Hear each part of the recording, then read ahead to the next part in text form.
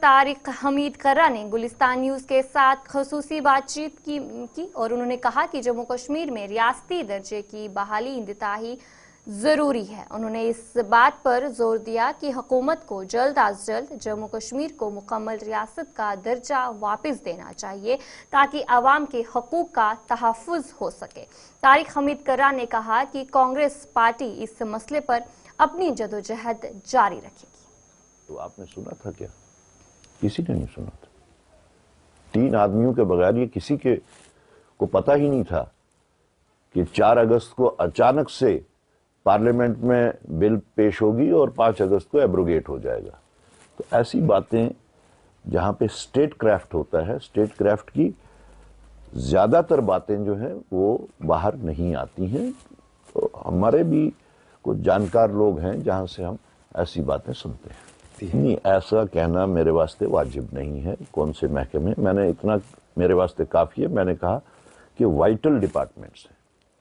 آپ نے یہ سوال پوچھا، اس کا جواب تو میں دوں گا، لیکن کیا آپ نے یہ بات کسی بی جے پی والے سے پوچھی؟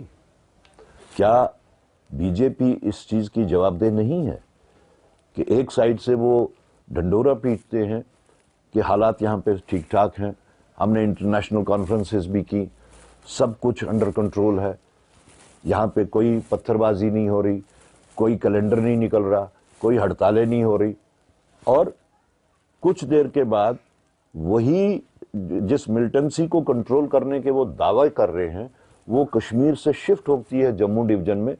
کیا بی جے پی اس کی جواب دہ نہیں ہے؟ اور بالخصوص الیکشن کا پیریڈ اتنا پیسفل پیریڈ نکلا جس کی وہ دہائیاں دے رہے تھے جس وقت الیکشنز ہو رہے تھے، اور الیکشن کے بعد جیسے ہی سرکار بنی، یہ تو مرکزی سرکار اور ایل جی ایڈمنسٹریشن جواب دہ ہے اس بات کی کہ ایسے کون سے حالات پیدا ہوئے۔ آپ تو کہتے ہیں کہ ہر چیز انڈر کنٹرول ہے، تو یہ آپ کے کنٹرول میں کیوں نہیں ہے جس کے آپ نے بار بار دعویٰ کیے؟ تو میرے حساب سے اس بات کے لیے زیادہ جواب دہ بی جے پی ہے۔ اب کتنا کھولنا ہے اس بات کو کہ ہمارے مینیفیسٹو میں بھی یہ درج ہے کہ ہم آرٹیکل یہ اپنا اسٹیٹ ہوڈ کے بارے میں ہم نے بالکل صاف الفاظ میں یہ بات کہی ہے کہ اگر ہماری سرکار بنتی ہے تو ہم اسٹیٹ ہوڈ کو واپس لے کے رہیں گے، ہم اسٹیٹ ہوڈ کے واسطے جدوجہد کریں گے۔ ہمارے لیڈر راہل گاندھی جی نے بھی بار بار یہ کہا ہے کہ وہ بھی پارلیمنٹ میں، پارلیمنٹ سے باہر اسٹیٹ ہوڈ کے واسطے جدوجہد کریں گے۔ رہا سوال آپ آرٹیکل 370 کا اگر پوچھتے ہیں تو اس میں سپریم کورٹ میں آرٹیکل 370 پہ ورڈکٹ ہونے کے بعد، فیصلہ ہونے کے بعد، اب کون سی ایسی چیز ہے، کون سا ایسا خصوصی درجہ ہے جو لینا باقی ہے؟